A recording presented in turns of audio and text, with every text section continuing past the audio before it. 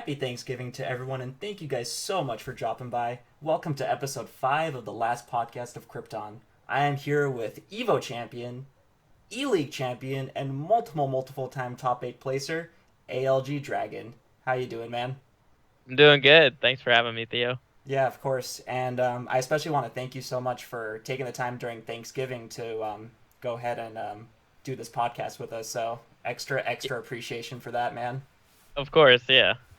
So I guess since it's Thanksgiving, it's only appropriate for me to ask, how was your Thanksgiving overall? Did you do anything exciting?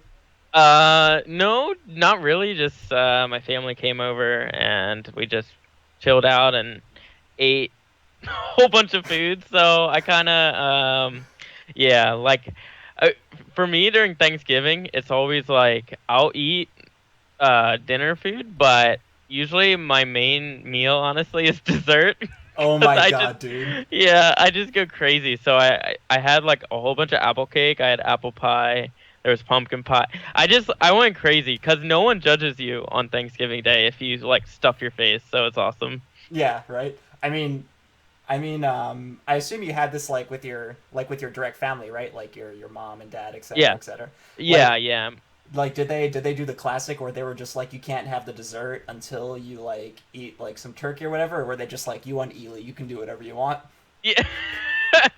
No, I mean, not really. I kind of just ate whatever I want. I mean, hey man, that works out. Yeah. So I'm gonna go ahead and do like basically an obligatory question that I do with a lot of my guests on just like how and why you got into the first like fighting game competitively that you did. Mhm. So based on your history, I know that you kind of dabbled with Injustice One like a little bit back in the day, but you didn't get into that game competitively. Your first competitive game was Mortal Kombat X. Yes. So my first question is, what inspired you to get into Mortal Kombat X competitively? Why did you all of a sudden decide, like, with that specific game, they're gonna go offline and compete as opposed to other previous games like Injustice One? Right. Well, during Injustice 1, I actually didn't know that there was a competitive scene that was happening. Mm-hmm. Or I didn't even know that tournaments were a thing. I think I was like 13 when the game came out, or 12 or 13. So, I know I look like I'm 12 or 13 now, but yeah. So, um, when MKX came out, I was a bit older, 17. I actually no, I think I was 16 when it came out, but 17 was my first tournament, and I realized that there actually were tournaments that happened, that were happening, and I wanted to get into it and see, how it would do because I was doing pretty good online. I was an online warrior, Mm-hmm. so I was doing good in online tournaments. So I said, let me try to make it out to a tournament, and I did pretty well. And then I just started going to more and more tournaments. Right on, right on. Based on just like what I've researched from your past placements, your first tournament, I believe you got top 16 or was it 17th place? Do you mind like correcting me on that? I just want to make Uh, sure. My first tournament, Yeah, it was yeah, it was Summer Jam. Yeah, I got 13th place. got it. Now, for you at the time, since that was your first tournament, did you think of that as like an achievement that you got top 16 your first tournament, or right after that you said just like, oh man, I could have gotten top 8? Like, what did that top 16 mean to you for your first tournament?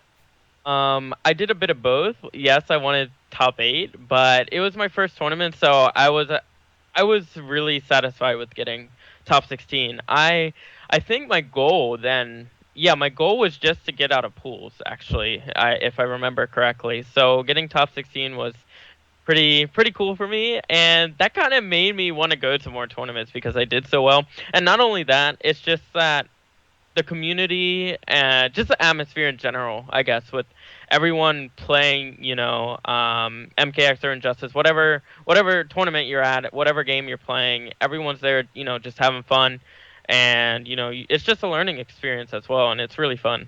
Yeah, for sure. I mean, in order to overcome stuff like tournament nerves and in order to overcome stuff Hmm. like stage fright, you have to travel offline. Yeah, you do There's definitely. there's no way around that, and it's super duper rare. Like there's obviously exceptions in the past, but it's super duper rare for players to travel offline for the very first time and to immediately get top 8 or immediately get like Hmm. top 4, top 3, whatever.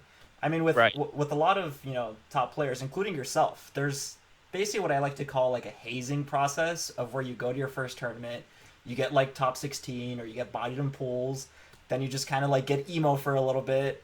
But Hmm. I mean, at the end of the day, like you have to keep going, and then you Yeah. just got to keep going and going until you get it right. And you were basically an example of that. You're, I would say, a top three consistent player like ever in the history of NRS games. Like even to Injustice 2, the only, if I remember correctly, the only top eight you missed was Defend the North, but Yes.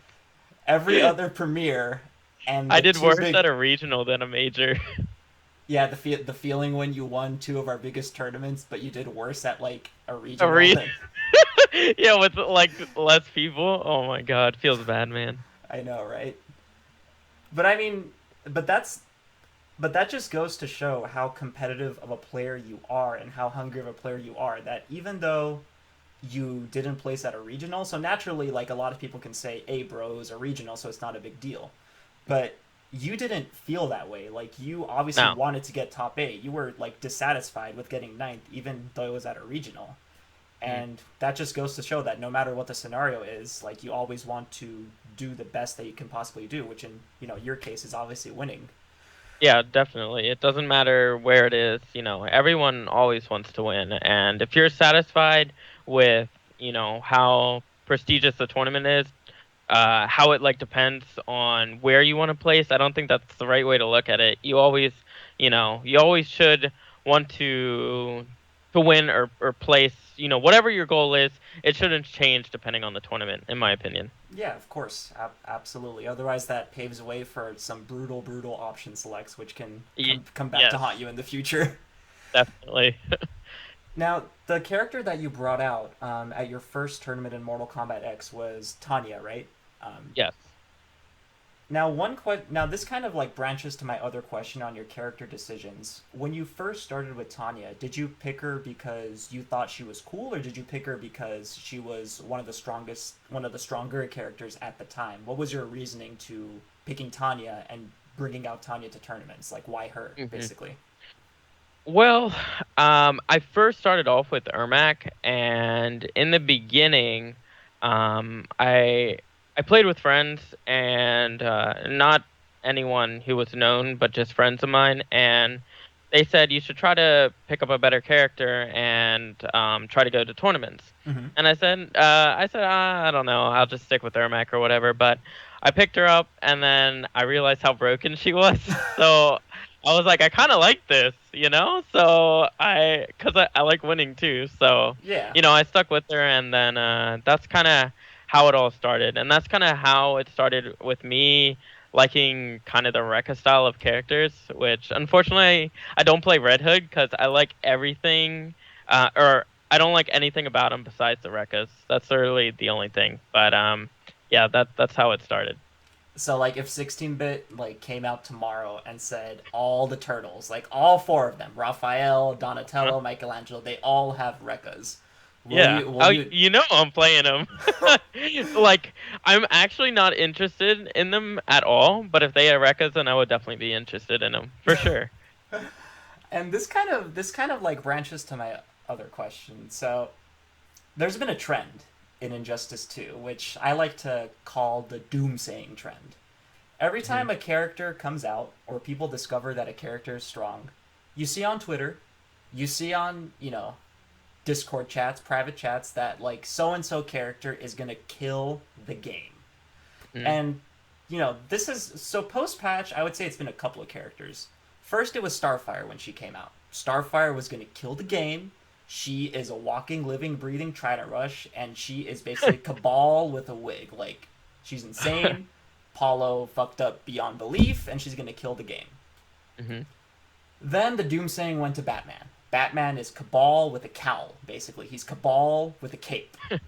Uh-huh. And then who else was part of the Doomsaying squad? I'd say Deadshot. Deadshot was also part of Yes. the Doomsaying squad, especially after ECT. Hmm. And then there was one more that oh yeah, Supergirl. As since I'm a Supergirl player, like Yeah. she is I also. thought you weren't gonna say that. No, of course I gotta say it. I do this podcast not as a competitor but as a host, so I can Of admit course. that Supergirl's broke. Okay. But basically, what I'm trying to get at is in the midst of all this doomsaying with these characters, the general consensus on Black Adam was that he was an upper half of the top 10 character, maybe possibly like number 5, but like most people had him like in the upper half of top 10, which I believe is your feelings on the character as well, right? Around that time. Yeah, pre-patch, I thought he was either number 5 or number 6. Right, so like upper half of top 10 or bare minimum Yeah. bottom 5. Yes. But he wasn't part of that group of characters that were going to kill the game and that were going to like win every single major.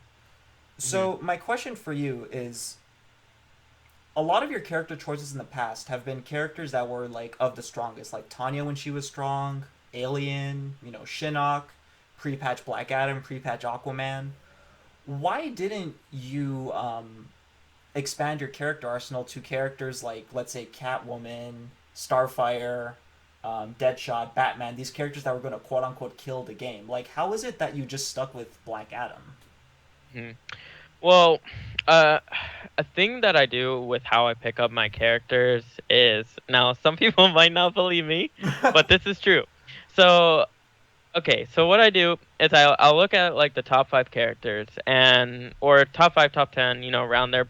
Um, Specifically top 5, I guess, and I'll see which one I like out of them, basically. So Mm-hmm. I want them to be top tier, and I want to have fun with them as well. So Of course. if if the best character in the game or the second best character in the game, they're really good, but if I don't have fun with them, then I really don't want to play them. Which is why I picked Black Adam Mm-hmm. because he's really good, and to me, he's fun. Like I first picked him up. I was telling you about this. Is I first picked him up just for the mirror, Right. but then I realized how much fun that he actually was. So I just stuck with him, and he was really good, and that's kind of how he ended up being my main.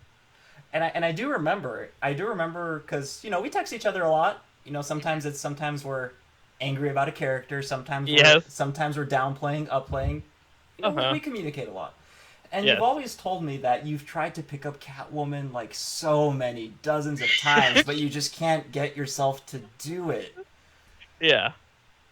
Catwoman, I would say, is kind of a jack of all trades. I would say that she's a defensive monster with, her back three, her armor, and her general defensive properties, and she has kind of that plus frame rushdown, like with her one forward two, kind of like Black Adam has. Right. So, why didn't what did you not like about Catwoman? To be If honest, I really don't know. Sometimes when picking up a character, you just don't know why you don't like them. It's like characters click with you, and sometimes they do, sometimes they don't. You just don't really know why, and that's kind of what was happening with me. I played her, and on paper, like she has everything that kind of fits my style, really. mm-hmm, And I actually like her on paper. I think she's a pretty cool character, but when I play her, mm-hmm, something just I don't know. She feels really weird to me just playing her. Like her movement is really good, but it still feels weird to me. Her I don't really like the back three game. That's kind of weird. Her I like canceling down. I like down one specials. right. So you can't unless you have trade, I guess. But I don't know. I don't know. She just feels really weird to me, which is why I just can't bring myself to play her. I mean, I swear to God, I probably texted you that I was picking up Catwoman and dropped her like 10 or 15 times. Like, hey Yeah. Theo, I picked up Catwoman again. Oh, never mind, I dropped her. And sometimes I would even do it in my head. I'd be like, I'm just gonna do it. I'm gonna pick up Catwoman. I'm gonna play her. She's really good. And Mm-hmm. then in my head that same night, not even playing, I'm like, nah, I can't do it. I'm gonna drop her again. Like without even playing the character in my head, I'll pick them up and drop them. So The laughing yeah, geckos. I just can't.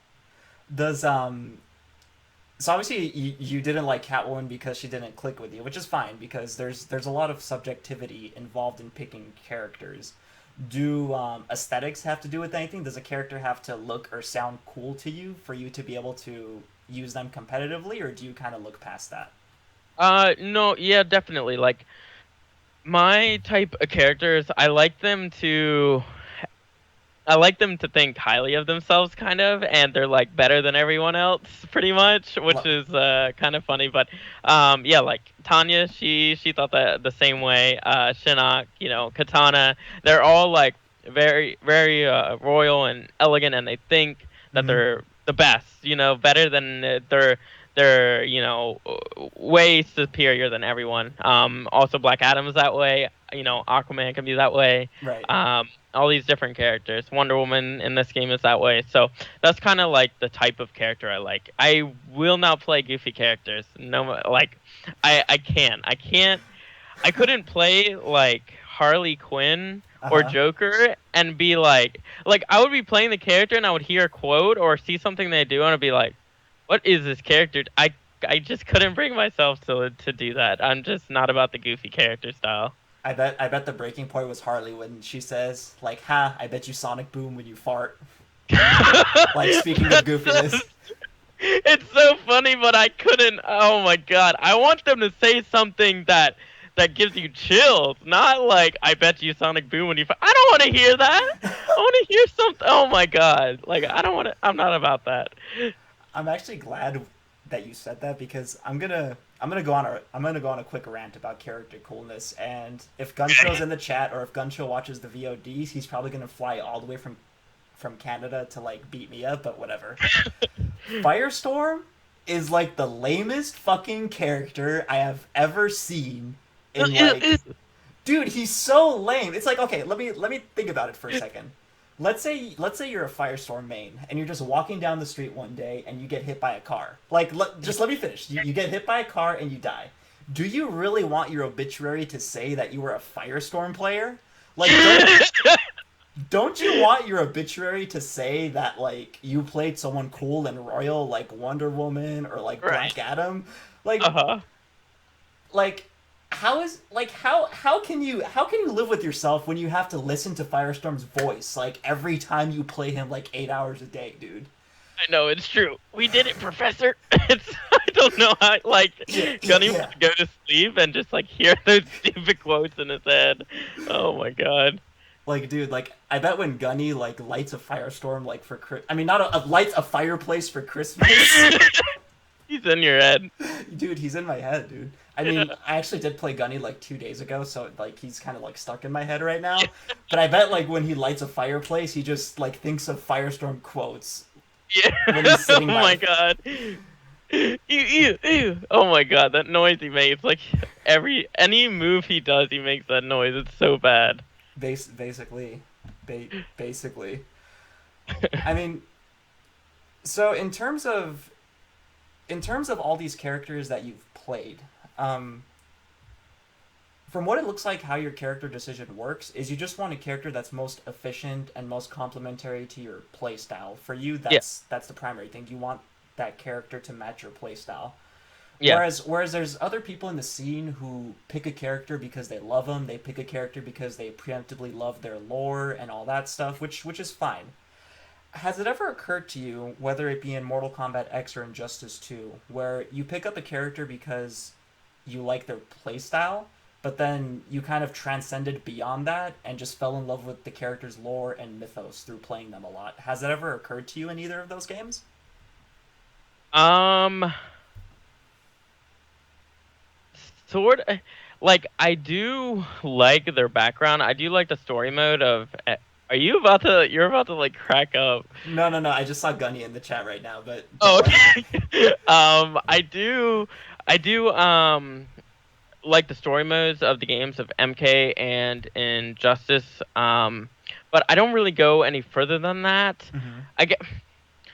I mean, not really. So I can't. I can't really say I have, but Wow, dude. other than the story mode, that's the furthest I've ever gone. So, your E League money, your Evo money, whatever. You've never like thought, dude, like let me just splurge on buying like a Black Adam action figure or like a Wonder Woman like action Oh, figure. Because I've seen your phone background. Your phone background is Black Adam, or it was Black Adam back when we it hung is. out. Yeah.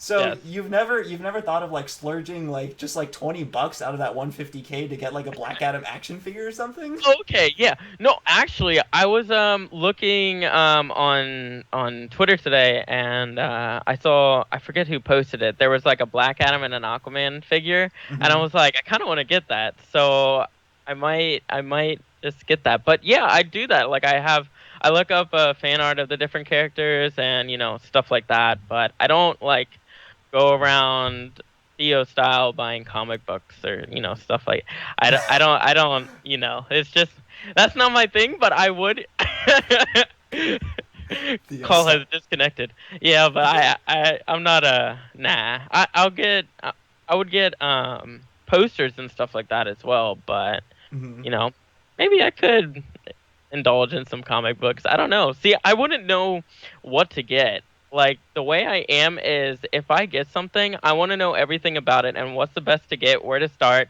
Right. and everything like that. But I also don't want to take my time Hmm. to find that information out and figure it. I don't want to do any of that. So I just don't. Wow, dude. And I mean, okay, the fact that you said you do have some fan art, or like you tried to get Yeah. a Black Adam and Aquaman action figure, I'll allow that. I will Okay. basically let that You'll slide. allow it. But I'm just saying, dude, because sometimes I see you on Star Wars Battlefront, or sometimes I see you on like Shadow of War. I Uh-huh. mean, like maybe you can read like a Shazam or Black Adam like Eh, comic book in that time. I I don't mean, know. I could. Yeah, I could. I just don't know. I don't know what I would get because aren't there like tons of them? Like, Yeah, of course. yeah, I wouldn't know where to start, and I don't want to. I'm too lazy to look up where to start or what to get. Yeah, I mean, basically how it happened with me was like back when Injustice 1 started, I didn't like know much of his comics or much of his mythos. Like my knowledge of Superman at that time just began and ended with like his cartoons and the old school movies in the 70s and 80s. But like basically how it worked for me is just one day with 16-bit, I just walked into a comic book store at the IPS finals, and I said, you know what? I got fifth place, 4K, whatever. Let's just spend like a couple hundred on that. And I got like 20 different Superman comic books. Oh my god. And that was my gateway drug. And after that, I got like his action figures. I then fell in love with Batman because Batman showed up in some of his comics, so I bought all the Batman comic books. And then like from Batman, like Catwoman showed up in some of his comics, so I got like a few Catwoman comic books. It's Oh my god. I would say walking into a comic book store would be your gateway drug to expand your knowledge, because at the end of the day you're surrounded by so much content of like said Mhm. character that you're just too tempted to buy all of it. Yeah. But with your case that just remains to be seen if you decide to do that Yeah. I might try it. someday. Someday. Yeah. Um so speaking of your character choices and what playstyle you like, from from what I've seen, and obviously there's some exceptions with a few characters, you're mostly a defensive player. You like playing methodically, playing very reactionary to movement, punishing mistakes, walking back, zoning, kind of like a passive style. Now, obviously, you do have exceptions with different characters, but that would, from an observer's perspective, be your main preference of playstyle. Right. And from a casual fan's perspective, that's not the most exhilarating playstyle to watch, as Mhm. I myself have seen in certain YouTube comments. Yeah. Yeah. I'll, Yeah. I'll, Certain I'll ones. yeah, I'll be as politically correct as possible in that Yes. case. A lot of people like to see Rushdown. They like to see characters like Bane, Flash, etc., etc., because it seems like it's been natural throughout a lot of different fighting games that watching zoning is just not a very exciting thing from a viewer's perspective, because they kind of directly associate it to spamming. Hmm. So my question is, if you had to explain to more casual fans the skill behind zoning and quote unquote spamming, how do you sell to a casual audience that that's interesting, or how do you sell that that takes skill and it's not just some kind of like free win that's just Hmm. dishonorable fighting basically? Right. Well, see, that's the problem because it's really hard to sell to casual players that I'm trying to think because they need to know the game more to really realize what you are doing with that sort of play style. Mm-hmm. Whereas like people who play the game can realize what you're doing, why you did this in that situation, why you're doing this, why you're doing that, Yep. and they can realize the skill in it and see why you're playing the way you're playing basically. Whereas casuals, you can't really explain that to them because they don't know that they don't go that in depth with the game. So it's really hard to really explain to them basically. Yeah. It's just because they don't understand it. So I honestly don't really know how you would really explain it because they don't know all the ins and outs of it. It's basically like watching you know if a casual is watching, some sports team play or Right. like football. I Mm-hmm. think football. I do not like football. I think it's really slow. Nothing The most of the time. American Nothing football. ever. Huh? Just to confirm, American football, right? Yes, Oh, American football. okay, okay. Yes. Yeah, like I think it's super slow, and I don't know what's going on, and I'm like, this is boring. I don't want to watch it anymore, and I just shut it off. So now, people who know it more will be like, "Oh yeah, I realized, what they just did there. That was smart. How they're doing their plays, blah blah blah blah blah." Mm-hmm.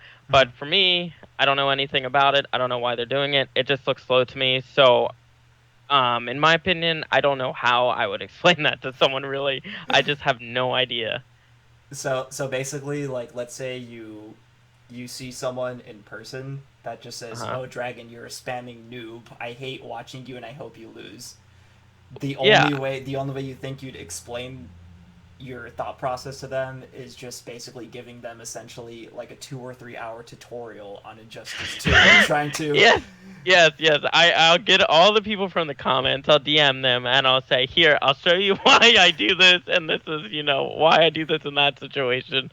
No, but it's just, something that comes with playing, I guess. And there's no way that you can explain to a casual audience, um, why you do those things. Really, Right. there's no way. Yeah, it's basically a lose lose scenario, and what I mean by Hmm. that is, now I wouldn't say I get affected by comments like that. Obviously, it's not. Sometimes it's fun, but sometimes it's not fun to read like stuff Right. that people say about you. But Uh-huh. sometimes in the back of my mind, I say, you know what? What if in one of these tournaments I just surprise the world and pick like Flash or Swamp Thing in tournament or Yeah. Cheetah just to surprise the world and prove to them that I'm not just some kind of spamming bitch noob Yeah. and I can expand my I arsenal. got called that today in ranked.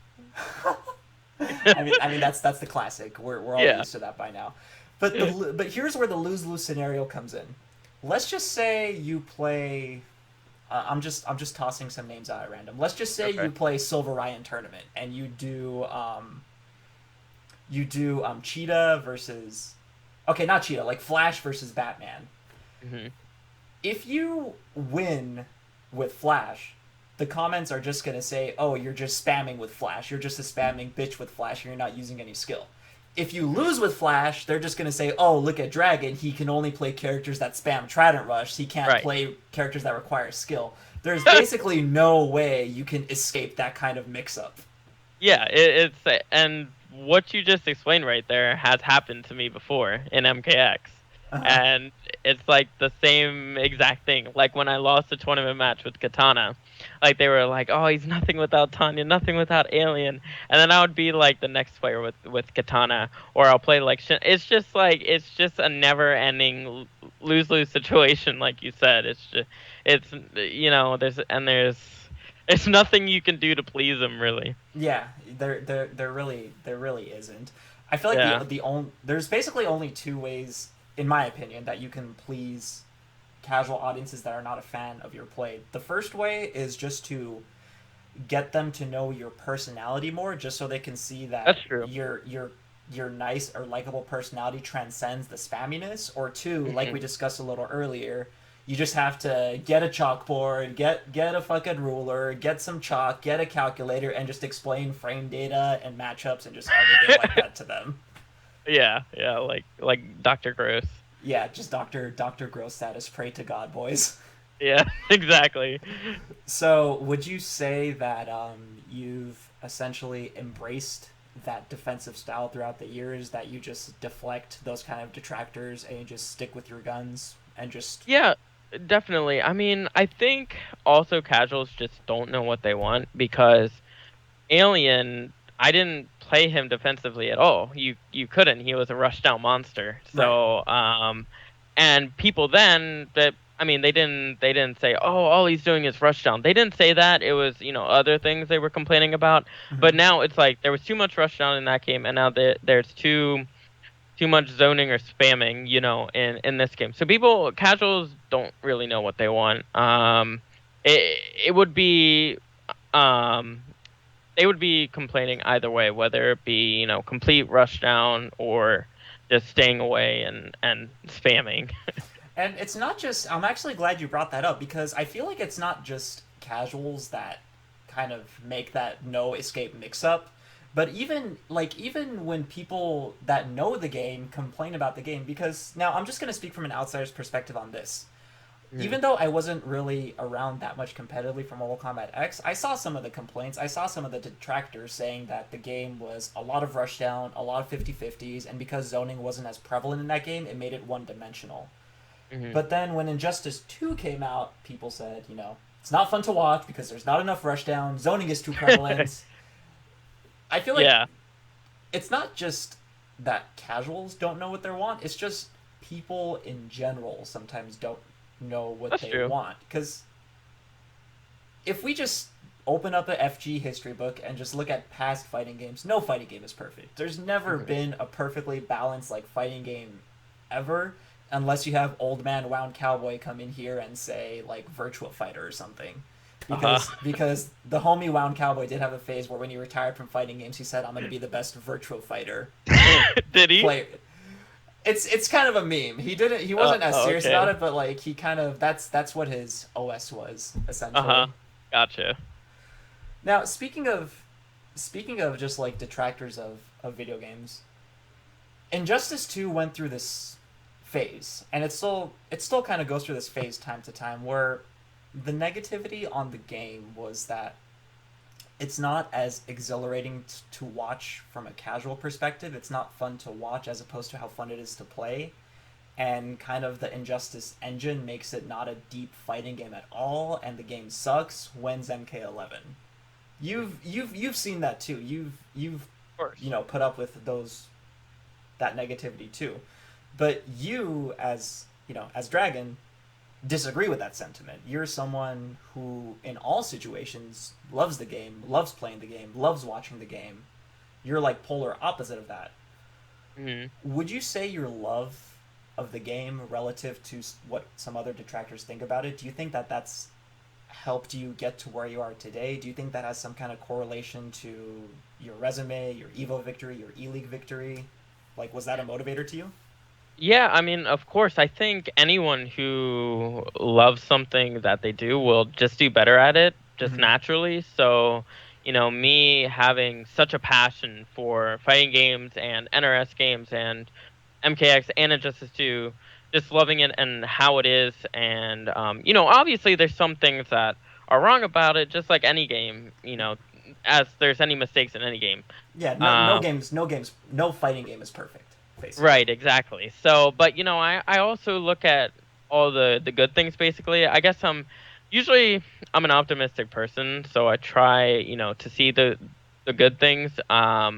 And that's kind of what makes my love so strong for MKX and this game, Mm-hmm. which helps me just do better. It's just a natural thing.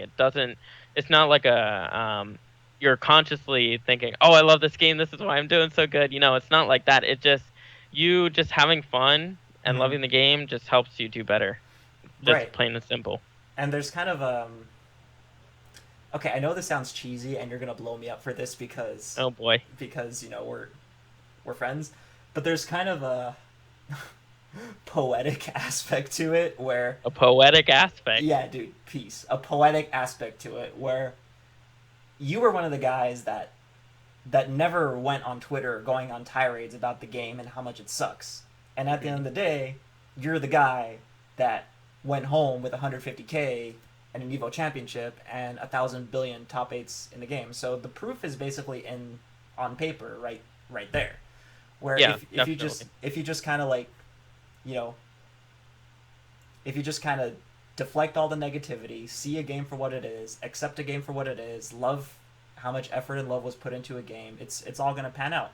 And I Mhm. even remember talking to you at SoCal Regionals where we were talking about different fighting games coming out, because obviously there's other people who sometimes OS saying, oh, I'm just playing this game until so and so game comes out. Oh, I'm just playing this game till like MK13 comes out, so I'm not really taking it seriously.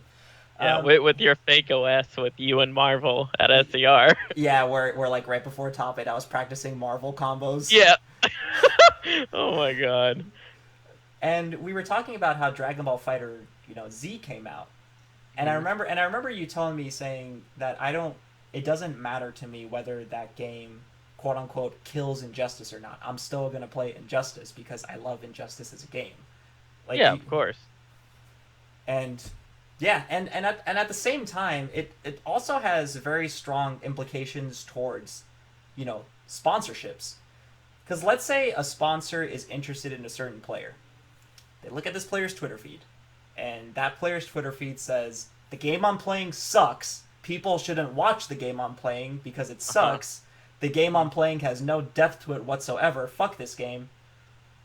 What incentive does that give to sponsors to pick you up then? Yeah, It's. none. And I'm thinking of a couple people. I'm not gonna drop any names, but Yeah. I'll text you after. But Yeah. go ahead. And just to kind of make an analogy, okay, Dragon, please tell me you've heard of the game company Blizzard. I know we're gonna do movie time with Dragon later, but please at least tell me you've heard of Blizzard. I'm trying to make an example. Wait, Liz. Yeah, I'm just kidding. I've heard of them. Yeah. Oh, okay, thank God. It's like, imagine you're like a video game programmer and you're looking for. Imagine you're a video game programmer and you're working for Blizzard, and you just Mhm. go on Twitter saying, "Hey, the games that I'm developing sucks. Blizzard games suck. No one cares about my games, and no one should play Blizzard games, even though I'm directly part of that company." What incentive would Blizzard have to keep you then if you're basically going against a game that you put so much time into? It's Yeah. essentially the exact same thing. It And it is. Yeah, exactly. There's nothing good that can come out of that when you do that.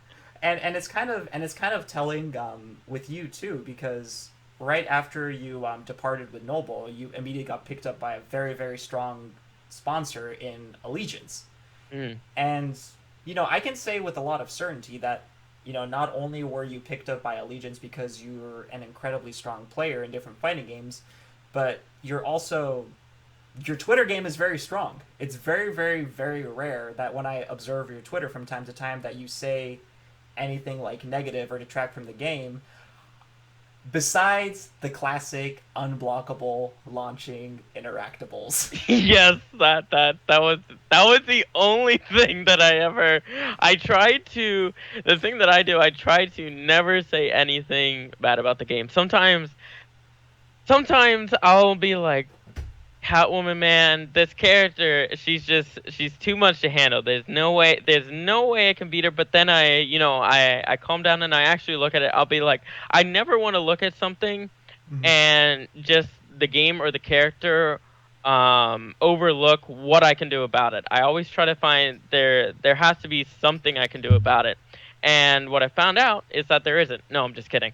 But there are options that you can find to these things where don't just say it's a game. If the character is ridiculously OP or broken, whatever it is, if it could be true, not Catwoman, but I just mean in general. Right. Um, if that's the way that they are, you shouldn't think about that and not try to find a way around it. You should try to, see what your options are, what you can do about it, and just do the best that you can, basically.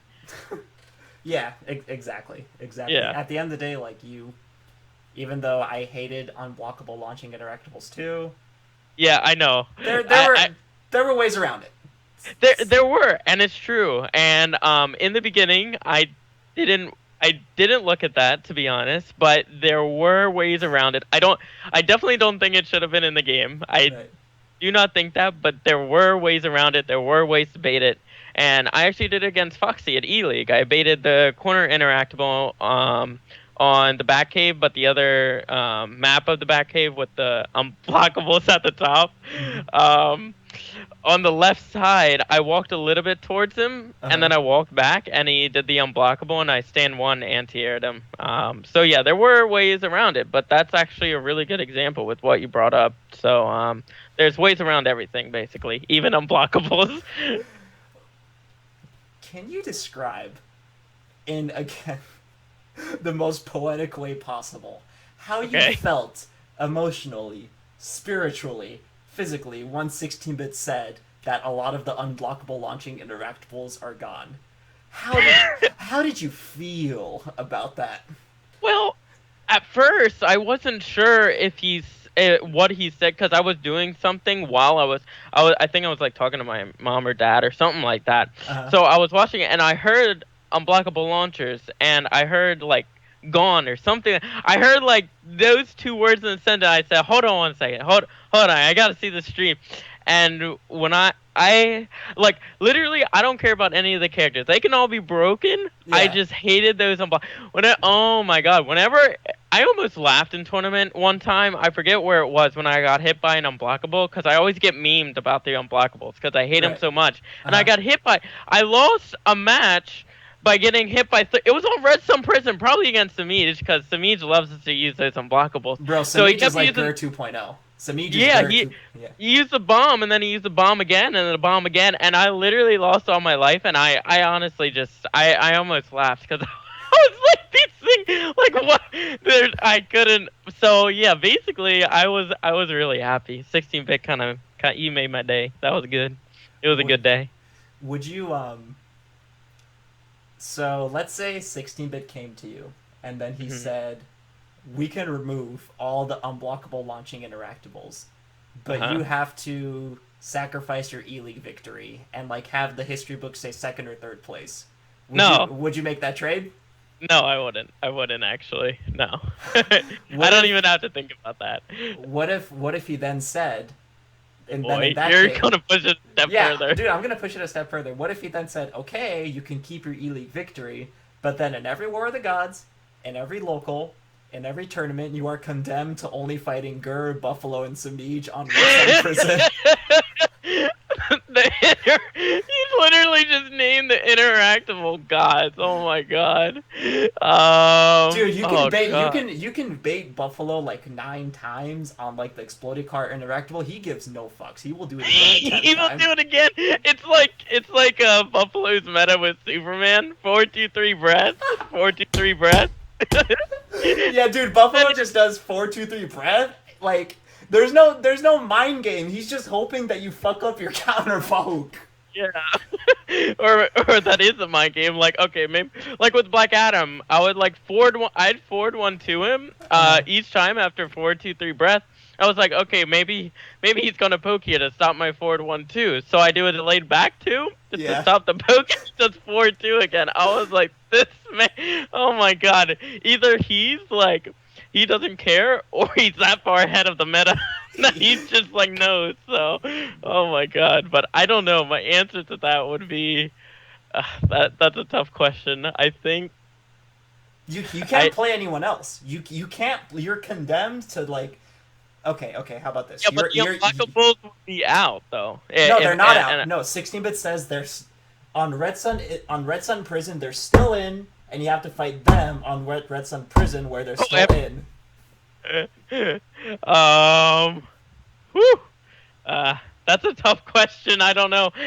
But okay, so it's either between that or my E-League win, or what was it? So you would get second place at E League, and the money Oh, that you get second place money and the second place win.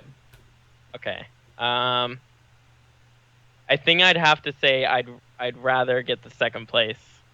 Dude, okay. That's how frustrating it is to fight those players on Red Sun Prison. I completely empathize with you. Because then, think about it. If you only had to play on Red Sun Prison and you played those players specifically, can you, like, literally, there wouldn't be. there would be a few normals and then mainly unblockable launchers. That's all it would be. And dude, do you know what's even more messed up? So let's say you play Buffalo on Red Sun Prison, right? Uh, Even when he explodes like the those whatever those things are, and he can just jump off those benches. Even when you know he's gonna jump off like the bench and he does a preemptive jump 3, you can't stuff it anyway because the priority is like a meme basically. yeah, it's really dumb. Oh my god. Yeah. Buffalo will use any interactable he can. I remember we were playing on the bar stage. I forget what it's called. And you know those fans you can leap across, right? Yeah, He yeah. would literally just leap across. Like there was no reason to do it, Hmm. and he would literally like. I would have a Dr. Fate orb up, for example, and this man would literally swing across the fan. I and he would get hit by the orb. I'm like, he literally just wants to use it. And I would get so mad that I would just get rid of the fans. I would literally meter burn the fans just to get rid of them. I wouldn't even hit them. I would just get rid of them. I think because Dude, he'll just, it's so dumb. Oh my god. dude, speaking of that, I'm glad you brought that up. Have you ever like fought Samij and then you get rid of an explosion interactable, but then he reads it by doing a meter burn back 3 into Yeah. 40%, but you still say to yourself it was totally worth it? Yes. Oh my god. Or like one time I actually I meter burn rolled Uh, interactable so he couldn't use the bomb, and I said that was worth it. Oh my god, I actually meter burn rolled to get rid of it. that's That was an all time low for me. that. Yeah, definitely. I mean, at the end of the day, I feel like you have to. It's kind of sad to say this, but you have to do it. Yeah. And even when you get hit out of it into 40% into a 1-4-2 Okazeni mix-up, you have to weigh in if it was worth it. And to me, it's absolutely worth it, and I don't care. It is. It is definitely. All right, so I think you know what time it is, Dragon. I think it's time for us to basically test to see if you've done any homework whatsoever, as Oh, opposed to the last movie time a dragon with Pig. oh great. Here we go. So here's basically how the game works. It's going to be pretty straightforward. What I'm going to do is I'm just going to say some quotes from both movies and video games. I'll let you know if it's a movie or a video game. And what you basically have to do is you just have to think really, really hard and tell me what video game or what movie that quote is from.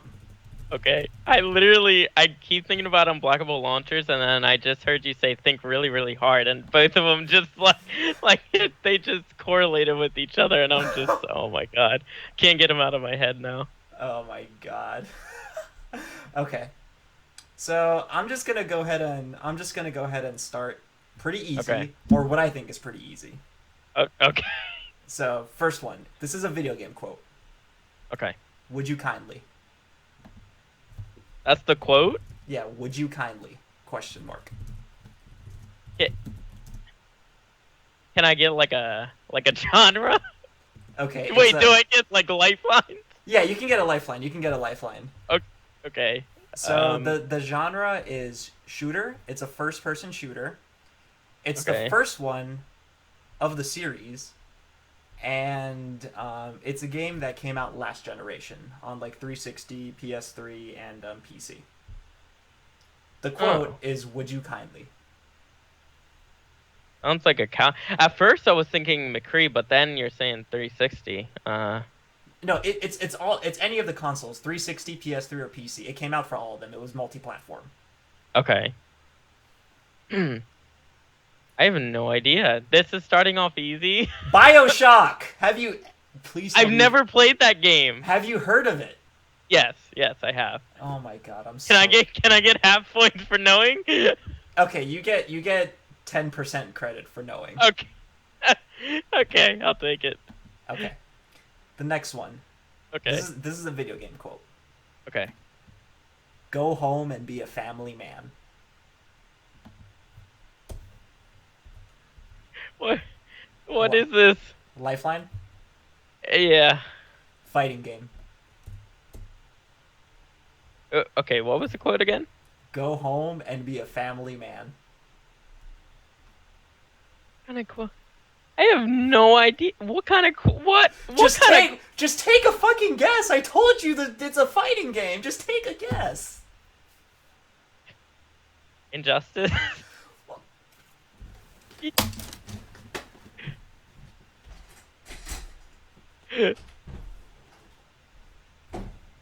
Well, he's gone. Now I take over Theo's stream.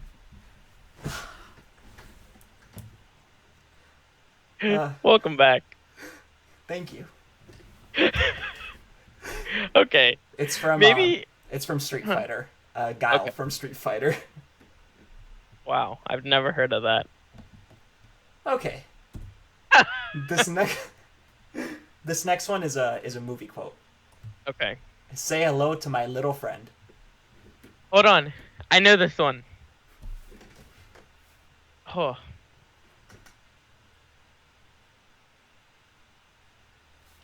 I'm not gonna be able to think of it. No. It's literally on the tip of my tongue, but can I get multiple choice or something? Okay, multiple choice, fine. Okay. A. Scarface. B. The Shawshank Redemption. C. Cinderella. D. Injustice 2. That's not a movie. I'm narrowing down the choices for you. Okay, what was A was okay, Shawshank Redemption and what? What was A? A was Scarface, B was Okay. Shawshank Redemption, C was Cinderella. Okay. Is it Shawshank Redemption? Nope. You're left Oh with my you're left with Cinderella or Scarface. No, it's Scarface. You get like 5% credit for that. Okay, because I knew it definitely wasn't. I've never seen Scarface or Shawshank Redemption. You know how triggered I was from the Injustice 2 quote? That like the stream chat noticed that I had like back sweat, and like I can basically safely say that I was so triggered that like sweat came out of all my orifices, and that's why I have like back sweat right now. Oh my You just made me so mad. Okay, this next one, video game quote. Okay. Snake, snake, snake. Oh, Metal Gear Solid. Thank you. Hey! Hey! I got one. All right, next one. My goal is complete. Your goal was just to get one of them? Yeah. Oh my god, dude, I'm so done. Okay. Next one. I'm gonna make him an offer he can't refuse. And this is a Movie. quote? Movie? Yeah.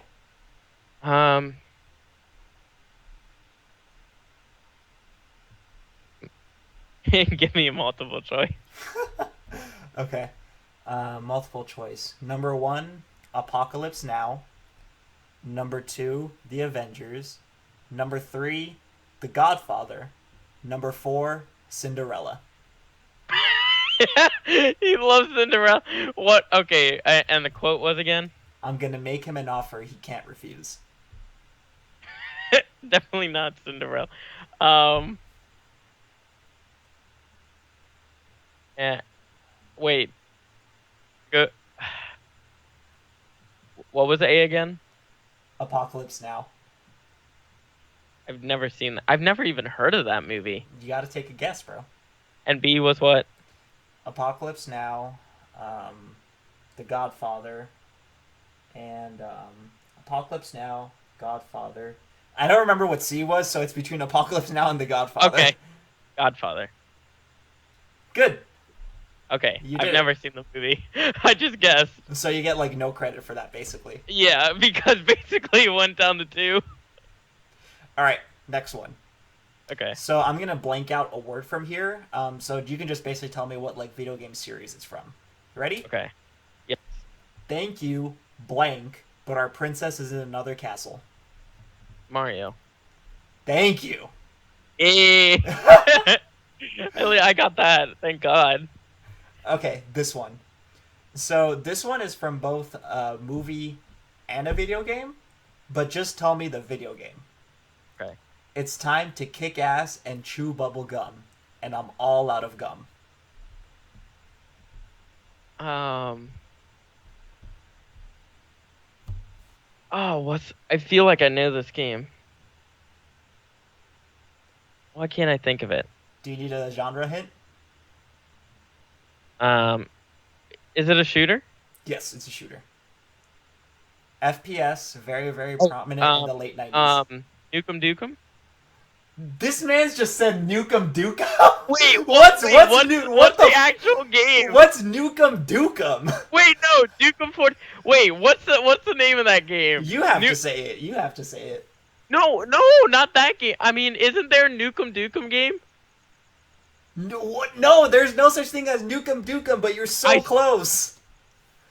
Oh, so I do have the right one.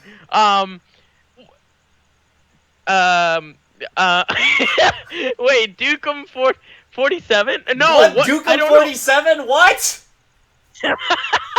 I just made up a. I don't know what.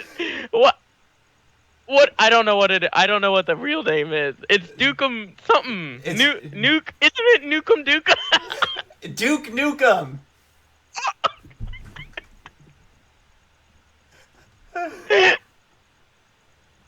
Duke Nukem, not Nukem Dukem. Oh my god. Okay. How hard am I getting blown up right now? It's pretty bad. But so I'm just gonna, since it's coming close to the hour, I might as well just make that the last question. Whew. Wow, Nukem Dukem. Oh my god. And you know what the worst part is? Now I had to do a professional outro, even though I'm so triggered from Nukem Dukem. That's true. Oh my god.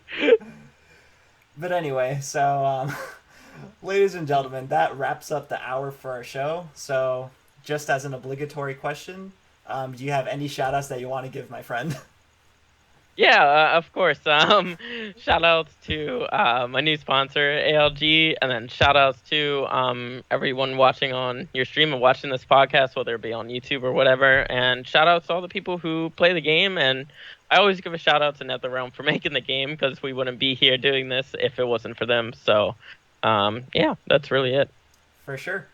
Alrighty, Dragon. Well, again, thank you so much for coming on the show, especially during Thanksgiving. I really, really appreciate that.